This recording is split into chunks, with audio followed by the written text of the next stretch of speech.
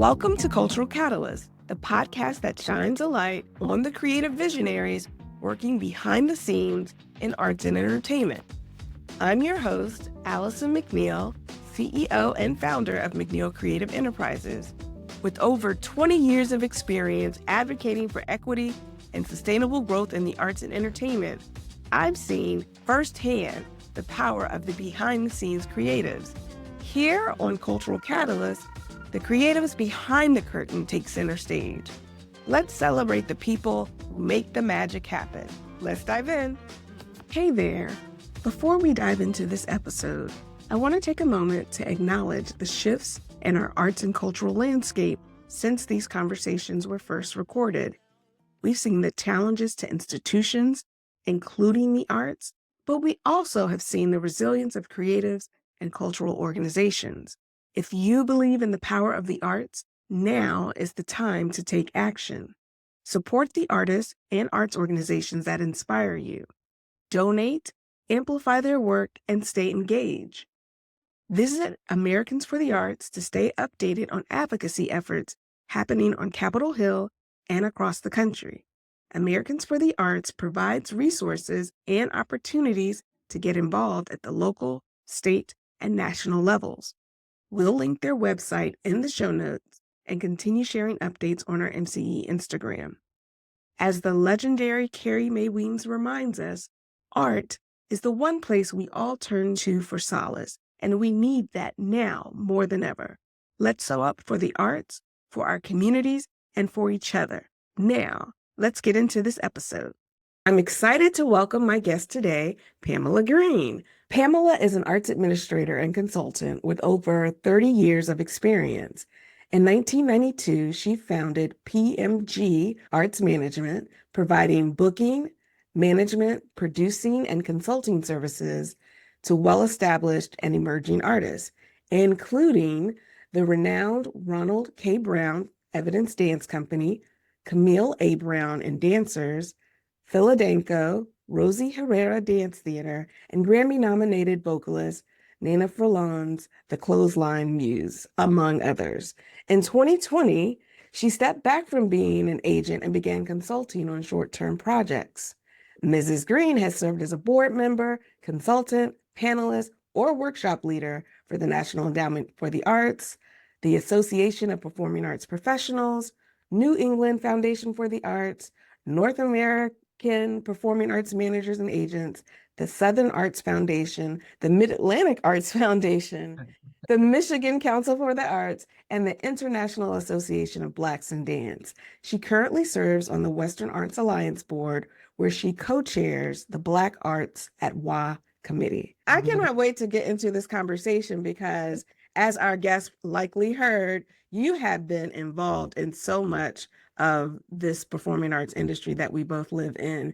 And I just want to make sure that we give you your flowers by hearing a little bit about what you've done, how you got there, and anything else that you think would be helpful. So I have a few questions.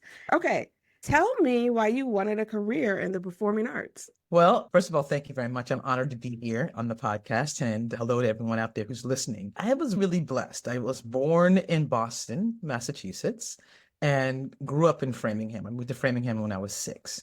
Arts and culture was always a part of our lives in the Boston area. My mom was a nurse. My dad was a truck mechanic. Neither of them were artists, but they always appreciated arts and culture and African-American heritage and really encouraged us to go to shows and plays and things like that. I have an older sister who's 11 years older than me, my sister Joyce, who was a sort of an amateur dancer. She went to Brandeis and she danced in a amateur African dance company. And me being 11 years younger, I would get dragged along to rehearsals quite a bit. There's 2 folks I will name who were sort of really early pioneers in what I would consider to be the presenting, producing space. Elma Lewis for the Elma Lewis School of Fine Arts that was founded in Boston. She did a series called Playhouse in the Park. We lived right down the street from there, so we would go and we would see Olatunji and just all these famous jazz artists that would come through. And she presented, it was this beautiful rock stage that was there, and it was all free. concerts on Mm. the Common. So Boston was really, really good about providing free and low-cost arts and cultural experiences in Black neighborhoods. And I think Elma, did a great job. There was also a concert promoter who was an African-American guy named Al Heyman. Mm.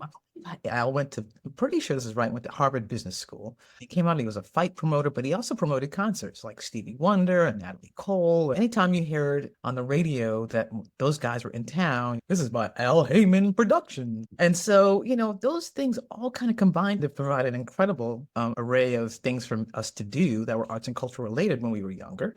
But then also made me curious, like, well, how does this work? Like, we put these folks on stage and they perform, and all these folks are out here having a nice time and having tickets and eating popcorn. I'm like, what is the business model that this exists on? And so I just kind of went to college with that curiosity.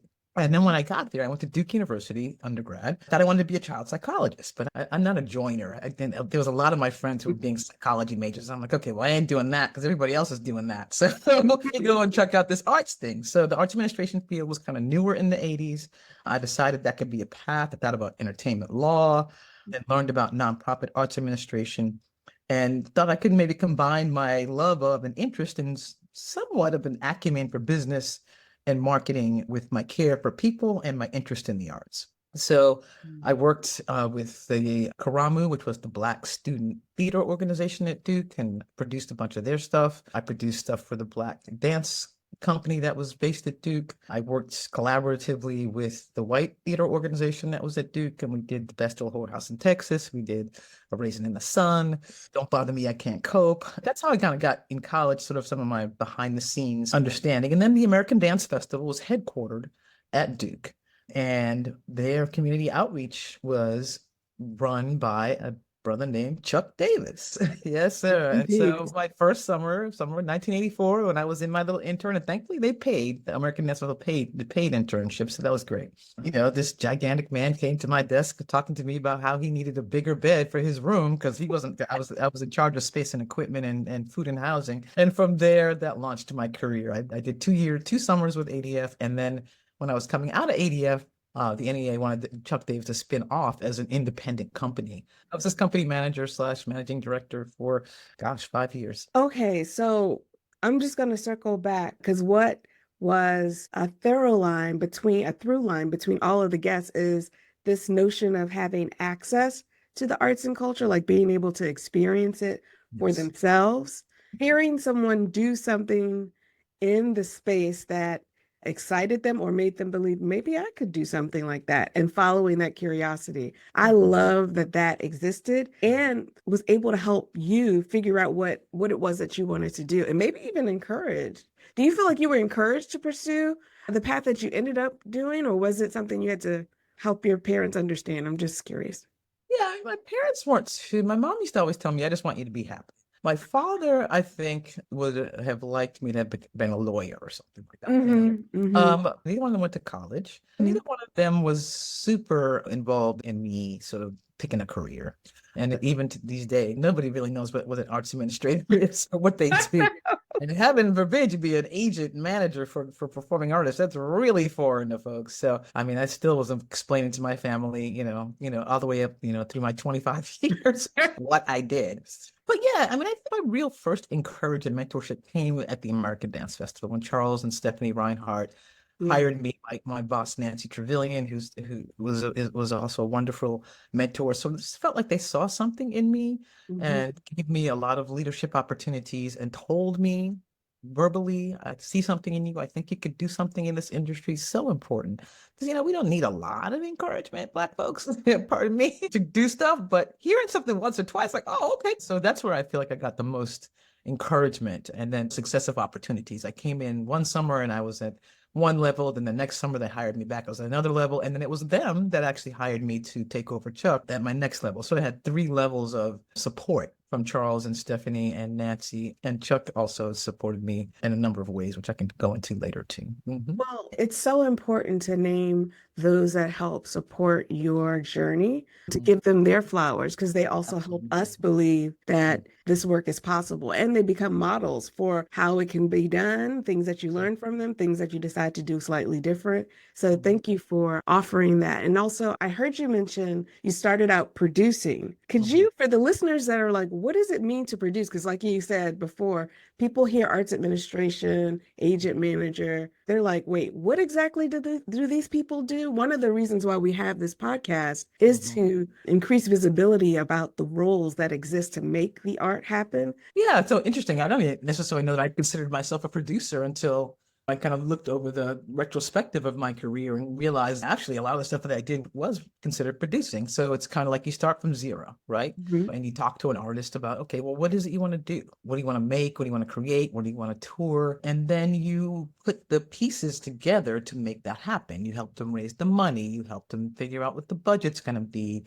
You help them maybe either if they've already identified what music they want to use or what they want to do, then you go and you create the contract with that collaborator that they want to work with, and you make sure that all the pieces come together so that the final product actually gets on stage, as opposed to them coming and say, "Hey, I've already got all this made, and all I need you to do is sell it." But most of my career has also been involved in starting from an idea, them telling me, okay, I have a title and I have some music and I want to build it to be this. I did a lot of that with Ron, Camille, Rosie, Nnenna, the clothesline muse. So that's what I think producing is. It's really when you're starting from scratch and helping an artist develop an idea into a saleable product that actually can tour or be put up on stage. If we don't want to tour, maybe they want to just put it on stage and sort of have it sit.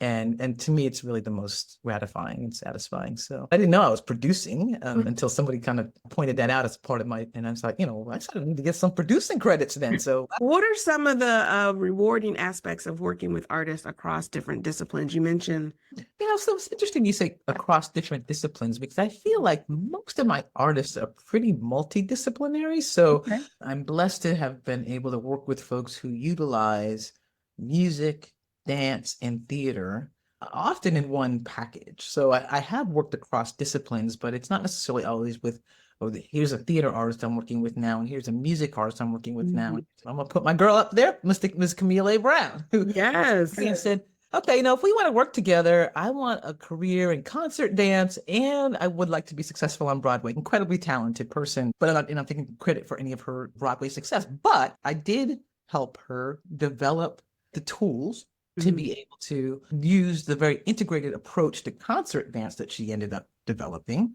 which she utilized theatrical sets, utilized incredible visual aspects, had live music. So she was putting together the building blocks in her concert dance career that would then help her to, be successful in her Broadway career.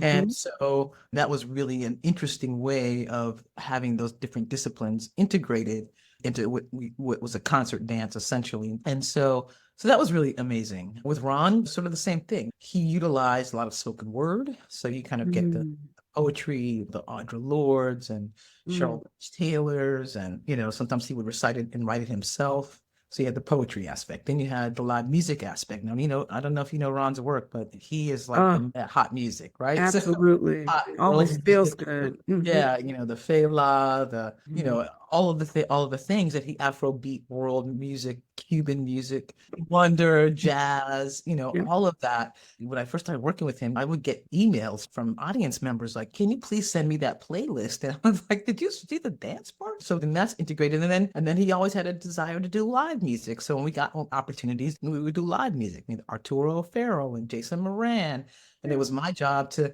Ron obviously would decide who he wanted to work with, but then it was my job to say, okay, well, Arturo, this is how much we can pay you, and can you do these many shows, and maybe if we had to get some music rights, that kind of thing. That, again, sort of the producing aspect comes in there. So again, in terms of different disciplines, we have spoken word, live music, and then of course Ron's incredible blended Afro modern style that all kind of came together to make this incredible presentation. Now with Nnenna is a jazz singer, and she and I had worked together first on a collaboration that she did with Ron that was a tribute to Billie Holiday. But it was Nnenna's idea. She came and said, talk to me about it. She said, I see dance in it and et cetera, and I see some visual art. So first thing we produced together was something called The Once and Future Life of Billie Holiday. And then the second thing that we pushed to produce together was called The Clothesline Muse. Now, that was a tribute to African-American washerwomen that we kind of positioned as a theatrical. We actually got National Theater Project money for it. But that had, again, it had visual arts. Her Donna Meyer is an incredible visual artist. So we integrated that. It had video. So we integrated that. And of course, it had Nnenna's incredible jazz vocals. So again, a jazz singer who has a vision of wanting to do something more or beyond, just sort of singing her sets, which she does so beautiful and amazingly. I'm just so honored when they come to me and say, okay, I'm already doing this, but I would love for you to help me take my artistry, my creativity to a different level or another level, and then I get to sort of make that happen. So that's what I would say about that. I've worked with a jazz singer, mostly I've worked with dancers. All of them have integrated the different disciplines into what they do and trusted me to help them make that happen. Thank you so much for making that distinction and parsing out how it is actually multidisciplinary. Even if it comes to you in one form, you're able to help work with the artist to vision how to make their visions come true. It sounds like like you said, it's an honor to be asked to be a part of that journey. And then I'm sure it takes some time. It's not something that happens like overnight. Let's say Ron Brown comes to you and says, all right, it's 2024, November 2024, and I want to do this project. How long does it take to happen, to pull it off? I would say the shortest window is maybe a year. We just did the tribute to Max Roach 100. That was, pretty much within a year, maybe even a little less. That was pretty fast though.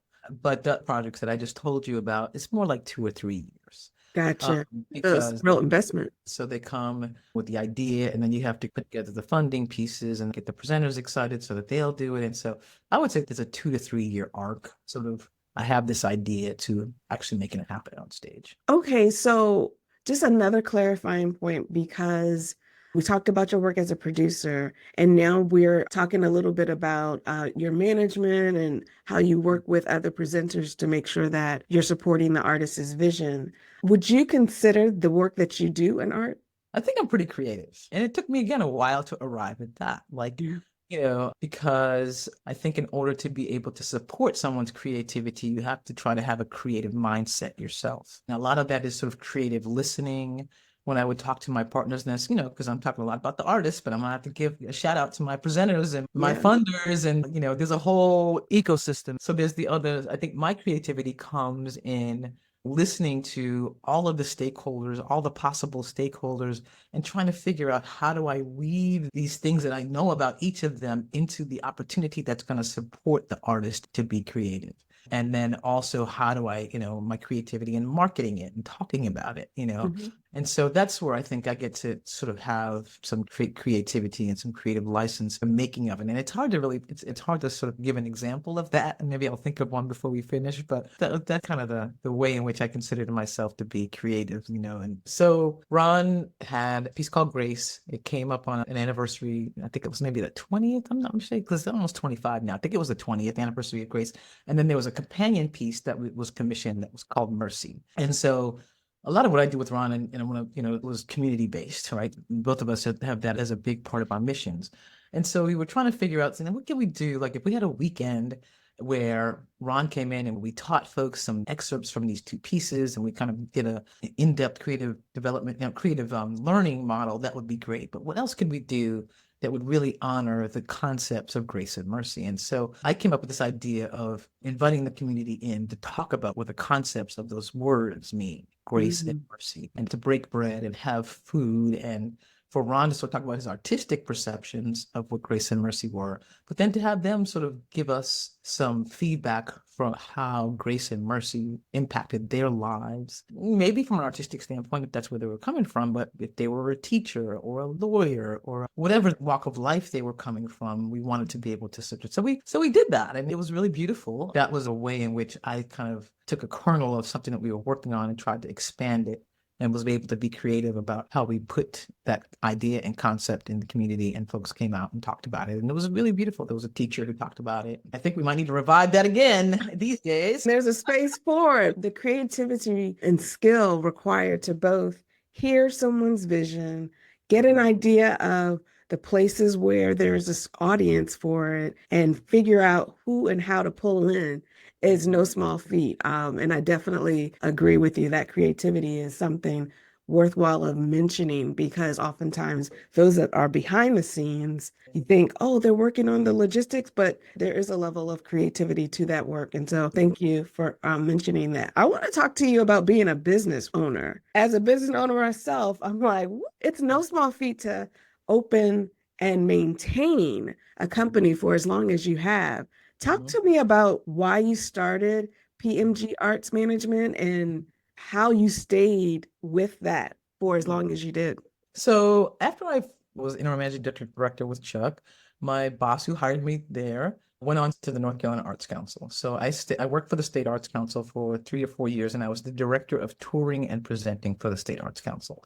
And then in 1992, I got pregnant with my first child, and I wanted just a little bit more flexibility than having a State Arts Council job would allow me. I wanted to sort of be able to be a little more present, just wanted that flexibility. So I decided to go out on my own and start my business, PMG Arts Management, in 1992 because of motherhood, quite frankly, and because I thought it would be a good way to have a good work-life balance, right? Even back then, I was considering it. The kids, these kids, these guys are taking it to a whole new level. But oh my goodness, right? but back then, even that's what I was thinking about. And so I formed at first for a while I just did it as a DBA, and then after maybe 3 or 4 years in, I did it. I formed it as a single owner LLC, which is the one that you can do where you can just put it on your personal tax return and file it that way. I did hire a bookkeeper, so that I had a bookkeeper that was keeping my books, and that was the smartest thing I ever did because it's not necessarily my superpower.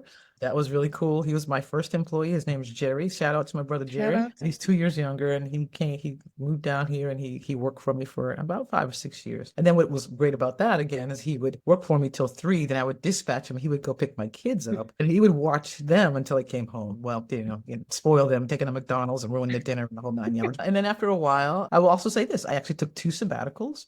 Time Ron was my only client, and so I took a sabbatical when the kids were young, when they were in the toddler phase, and I took another sabbatical when they were teenagers in high school. Because I just felt like even with the work-life balance I was able to achieve, there was just a little bit deeper level that I wanted to have. And it was great because both times I was 3 or 4 year gaps. When I left and came back, the field welcomed me back, and I was even more successful when I returned. So I thank you to all the folks who are listening who supported me in that way too. I don't know if that's a complete answer to your question, but that's sort of how I did it. I had a total of 3 assistants other than my brother. I'm very proud of each of them. I'd always hoped that I would be able to train African-American arts administrators in my business. None of them were African-American. It just worked out that way. It's okay. But they all 3 of them have gone on to sort of either stay in the field or gone. One of them works for Bose now, and the contracts manager went straight from me to there. So that's all I could really ever afford and keep the cost to the artist, fair. I don't mind sharing that I did have a retainer. He was $7,500 per artist. So that gave me, if you have 3 or 4 artists, that gave me a nice cushion of $30,000, and I would then pay all my own expenses for attending conferences and all the marketing materials. I mean, they got, I think, good value for that money. And because it was an aggregate for me, it also protected me and gave me a cushion. Things I don't think I did as well. I wish I had done more about setting aside money for like a 401k and a retirement plan and health insurance. I mean, I'm very blessed. My husband is my partner. Now that we're both kind of reaching our retirement age, I kind of like, he's still looking at me and we're looking at each other like, man, I wish maybe we should have done that a little differently, but we're going to be fine. Doing it the way I did it allowed me to put a lot of my money back into the business and do extra that really supported the artists to help them get to new levels. And if I had done some of those other things, I'm just not sure I could have operated in the same way. It would have been less of a mission-based PMG Arts Management and more of a, let me just sell this thing so I can get that money so I can, fund my 401k. I've heard you say mission-based or mission guided by your mission multiple times. And I think that hearing you talk about the time that you took off, the care that you had in creating your company and working with your bookkeeper, and even the way that you priced your services, it just elevates your intention and how deliberate you were while creating. Now, I know as a business owner, things happen. Like nothing is always great. There are ebbs and flows, and there's so much fulfillment and reward in doing the work that you do. I guess I wonder, as you've been in this field, particularly in arts management as a Black woman, that is something that is unique for those that are listening. I just want to say, Pam, I don't know that I mentioned this in your bio, but I'm remembering that award that you received at the Association of Performing Arts Presenters for your incredible contributions to this field. Can you talk a little bit about what it's like doing the work as a Black woman in the arts management? The other reason why I decided to go into artist management and create my own business and be my own boss, as opposed to going into the field, maybe in working for a university or a college or a corporate or an organization, is that I always wanted to be my own boss. And I didn't want to have any question about who gets to hire me, how I get promoted, whether or not being a Black woman was going to be a part of a decision-making process for who Pam Green got to be.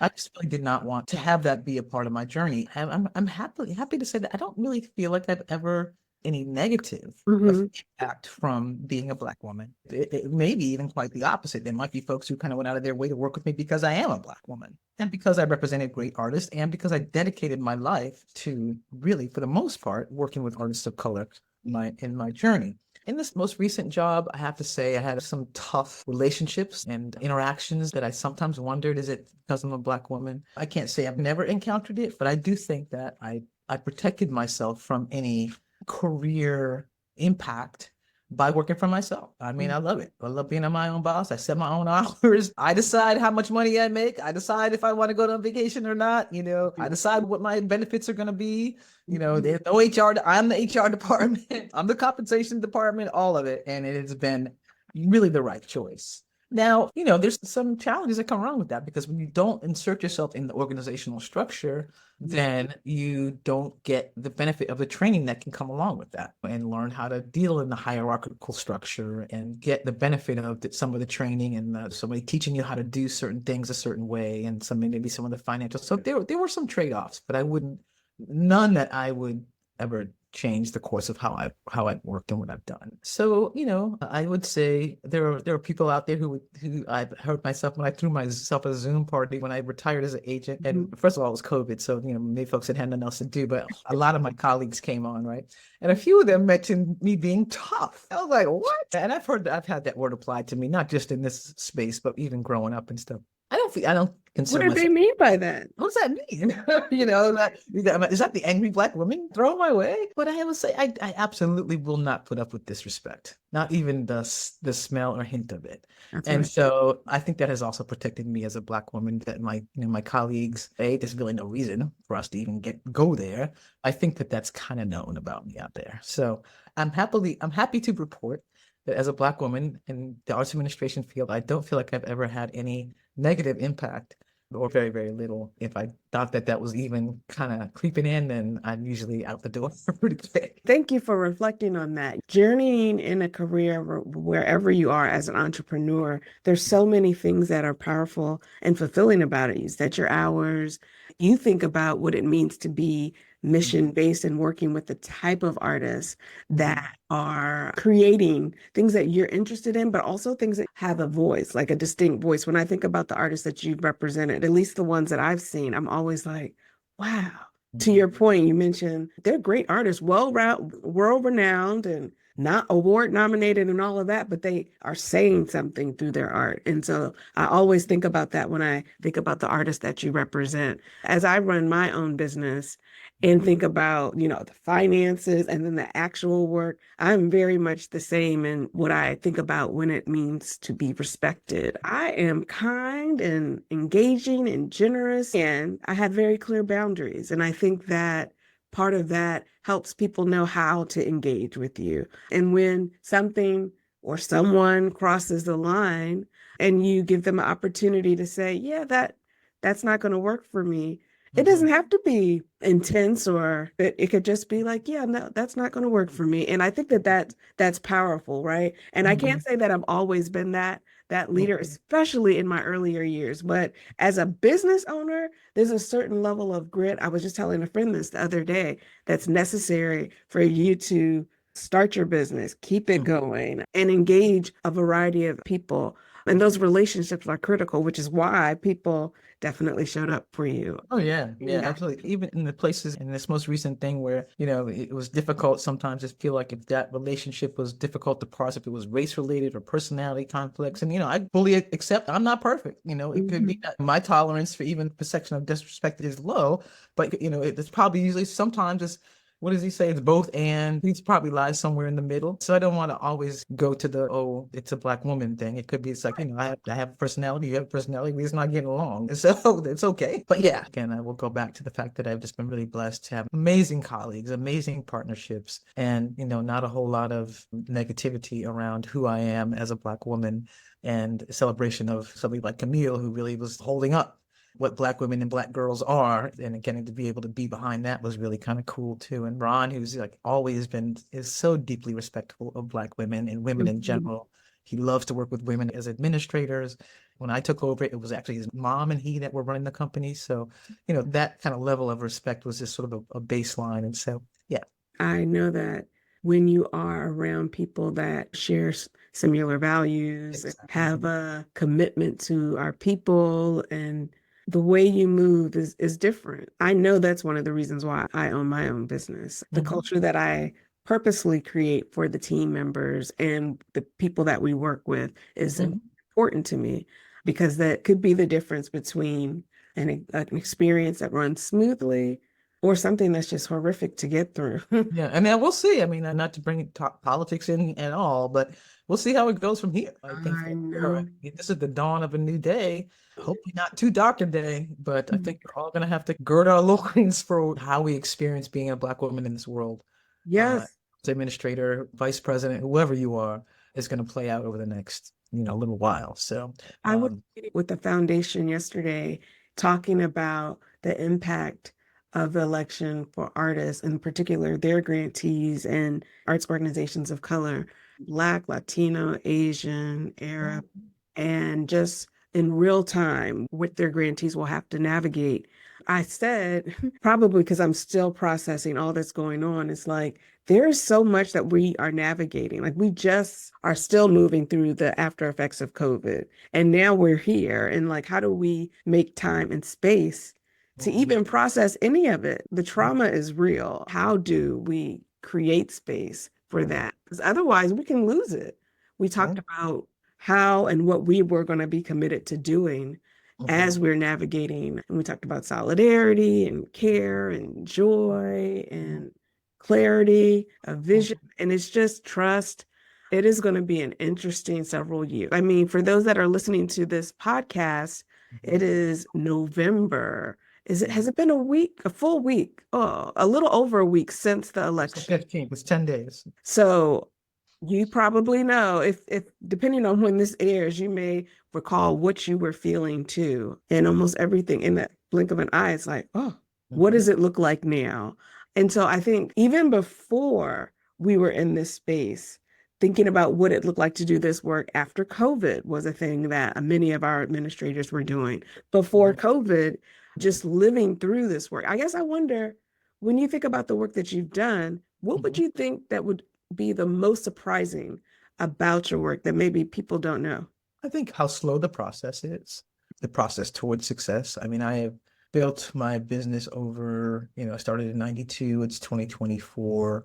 I would say probably the last 5-ish, maybe 10 years, I felt like it was kind of starting to be what I wanted it to be, but it takes a long time, and not everybody, you have to have patience, and building relationships takes a long time. And now the field is turning over. I'm 61, don't mind sharing that. And, so the colleagues that I develop relationships with, and I can kind of get folks to kind of get on board with some of the things, my artists and my projects, a lot of them are heading for the barn now, or they have already headed for it, So it's a whole new crop, I hope, of arts administrators and presenters who are under tremendous pressure to make the financial bottom lines work better than they worked. And we all know, at least in my sort of the specialty of dance, that dance is the heaviest lift in terms of finances. So sort of how you think about all of that and navigate all of that, and do you break your stuff down into smaller chunks? Do you decide that you're gonna do more residencies that are just, more teaching oriented? The wonderful, fabulous friend and colleague Carla Peterson is now retired from Mancy. And I just read that Mancy is actually putting things on hold now for a year and a half. They're not going to do any residencies. I can't tell you how many of those I put in my little creative development bucket to help my artists get, thank you, Carla, for those relationships. So just thinking about the navigation of the landscape going forward and how many things are changing and how long it takes to sort of develop a relationship and make things happen. But then also how it's really important to be nimble. It's great to have big dreams and big productions and want to put big things on stage, but make sure you got 4 or 5 little things. I can teach you how to do this kind of things so that you have enough in your portfolio that when the economy scales up and down, or when politics scale up and down, or whatever, you have an asset that you can put out there so that you won't starve either creatively or financially. And I think artists do that and are used to doing that, but I think we're gonna have to start being even more intentional about it. And then I've always been big on collaboration. I think that we're gonna really have to start looking at our institutions and thinking about how we can have better economies of scale, more collaborations. Do we need 10 performing arts schools in a 2-state area, or is it possible that one could do one thing really well and the other could do the other thing very well, and we would, we could do things, just with a little bit more efficiency, a little ROI, and I hate to be using, my husband has an MBA from Columbia, and we have been having these conversations, and I'm like, it is very clear that you have an MBA from Columbia and I pay the bills. These guys, pie in the sky, philosophy about how things, not pie in the sky, it's real. I mean, his perspective is not wrong, but it's just like, that's not what my debits and credits are saying over here. You know what I mean? But I would say that it's important to think about things in terms of scale and to try to have a game plan for the highs and lows of business. Things take a long time. The agent manager model is really changing. There's a lot of us who aren't being replaced in the business anymore. And sometimes artists are going to have to do it themselves, or maybe form cooperatives, or maybe agents and managers form more cooperatives. It was really wonderful to work with the Dance Managers Collective. Shout out to Laura Colby with LC Management, who kind of helped Helmet, and where we all work together and collectively manage the space at City Center and Ellen Ailey, and those kinds of models are going to need to become more and more prevalent as we move forward. We're a collaborative industry anyway, but I think we have to be even more intentionally collaborative. So those are some things, just a few that I would say. I am looking forward after I come back to reality, because I had to step away from reality for a second just to kind of stay grounded. I spent a lot of time outside with trees and my dog just so I could reset, because I was like, okay, now what? And the now what is the creativity that's going to come out during these moments, I think will be something that we talk about for years, because the history books, I'm just like, what they are going to be. I can't wait to see what they say about this time we've lived through and how the art depicts what we are navigating now is to be seen. It's going to be, and I hate to say this, sometimes crazy life situations spark all kinds of other things that you don't expect to happen, but time will tell. For anyone that's interested in being an artist manager, you mentioned the model is changing and some of artists are now representing themselves or managing themselves. But for those of us that are listening to this conversation and maybe interested in trying to figure out what does it look like to pursue a path like this, or who do you talk to? How do you get involved? And what's realistic? What would you say? Any tips? Yeah, I mean, I think first and foremost, you have to really decide why is it you want to do it, right? So what is your mission? I mean, that's the first thing I would ask. Are you getting in it to make a lot of money? Because if so, please go do something else. In my opinion, anyway, that this may not be the right thing. But if you're getting into it because you think that artists are important to society, I feel like I have been so blessed because I am a Black person who's very proud of being Black and have had the opportunity to not only uplift artists' voices, but really to uplift primarily artists of color, but also just artists who have a unique voice and something to say that's important. and impactful on society. So decide who you want to be. Who is it you want to support and why? And then I think I'm a real fan of keeping it small. I've always tried to keep my roster small for a long time, and Ron was my only client. And when I came back the second time, Camille was looking, and so I added her to the roster, and then Philadelphia didn't have anybody, and so I added them, but they all fit the mission. So it wasn't like, I was just doing it just to do it, but they all fit the mission. Rosie, same thing. And then I worked with Helen Simino. I think there was just something about her work I thought was really, really interesting. So, but deep and small for me was really the way to go. And then don't be afraid to charge for that. When it's deep and small, then you might have to ask for $10,000.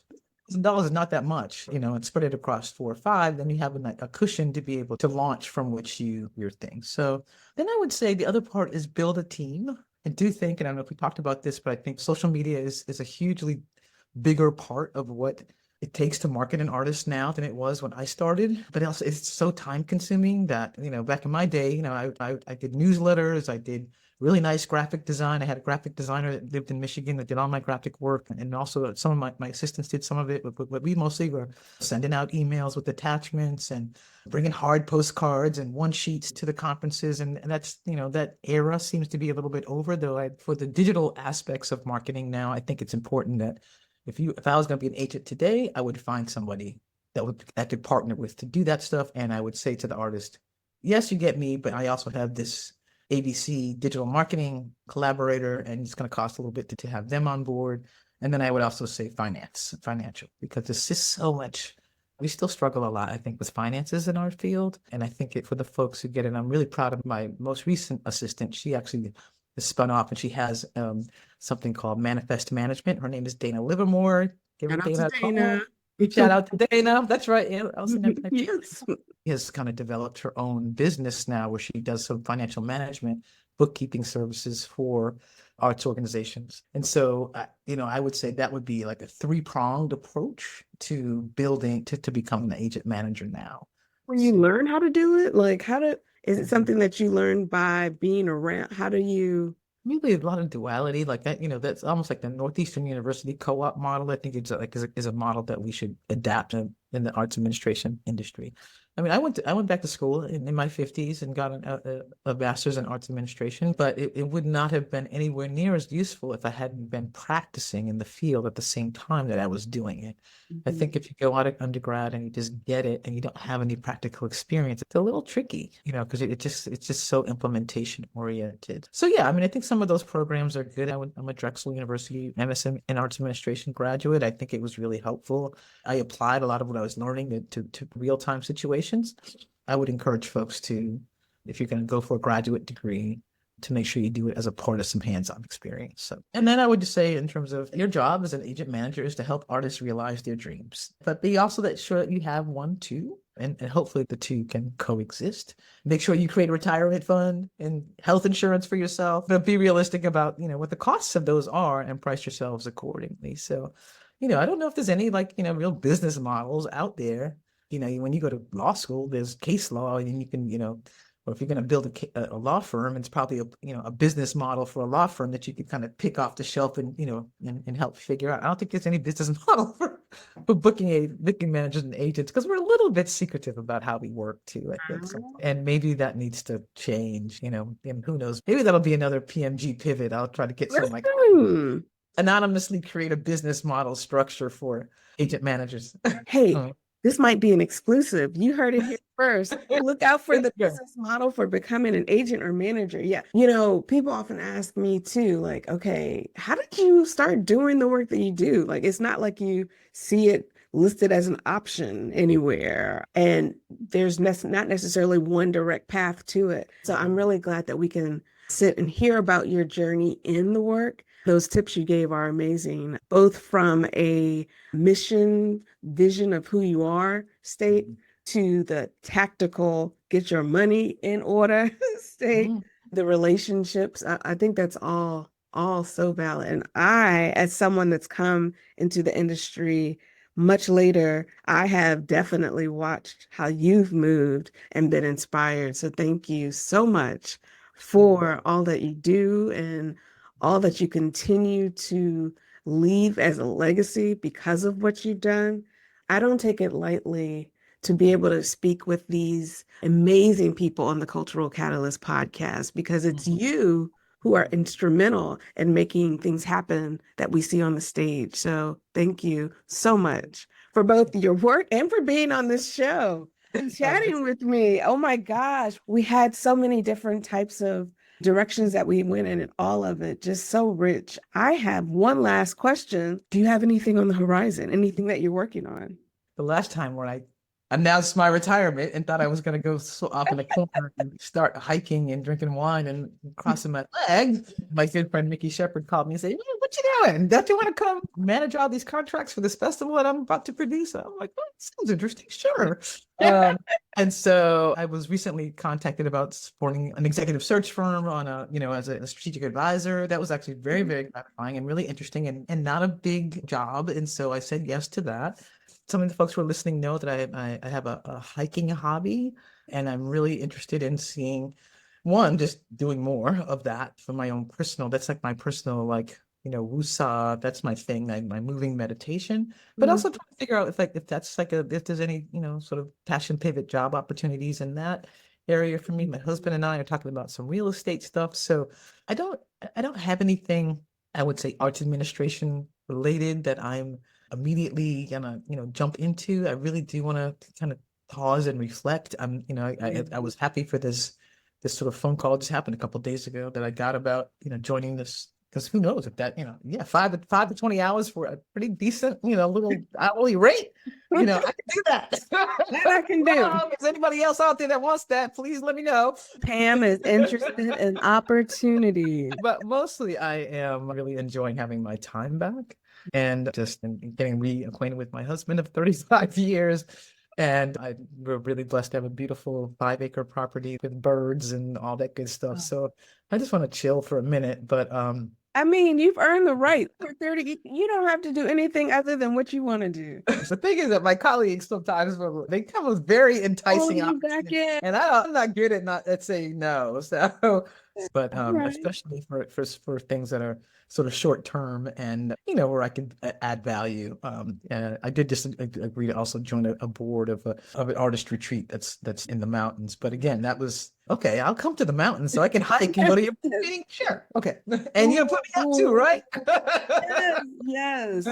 Mutually beneficial. Yeah. Yes. Yeah. Oh. I don't know before we end, I want to make sure I say a thank you to the field and my colleagues. So I'll say it now. I'm happy to interrupt you, but I just, it has been an absolute lifetime of joy and wonder to be in this field and supporting the artists that I've been able to support. And I just want to say thank you to the artists, thank you to the funders, thank you to all of my amazing colleagues in the presenting field who supported me and supported the artists that I represent. And I hope everybody out there is doing as well as possible in these challenging environments that we're all navigating. But really just a giant thank you for the support, because no matter how much I talk about myself and what I've been able to do, I'm happy with that. You can't do it without the other folks that you work with, right? So thank you all to everybody, especially to artists, Camille, Ron, Joan Myers-Brown, Rosie, Helen, Nnenna. Thanks for trusting me with your vision. I had a blast doing it. Wow. Well, what a perfect way to end this conversation. Is there a way that our guests can find you if they want to follow you, figure out what you're into? Is there email, website? Yeah, my email, my Pam at PMG, so it's Pam, P-A-M, at PMG Arts, A-R-T-S, MGT.com. That email address is still live. I'm going to keep it live. And then, feel free to shoot me an email. And then, we can always connect that way. So that's probably the best way, is just email me at that address. Thank you so much again, Pam, for being here, and for all of the listeners for the Cultural Catalyst podcast. Thank you for joining us again for an incredible episode. Keep in mind, we'll be back with some more content to make your life better. Thank you for tuning in to Cultural Catalyst. If you enjoyed today's episode, make sure to subscribe to the podcast and follow us for more inspiring stories from the world of arts and entertainment. You can find me on social media at MCE Arts and Alison T. McNeil on LinkedIn. Please leave a review and tune in to our next episode for more creatives behind the curtain. See you next time.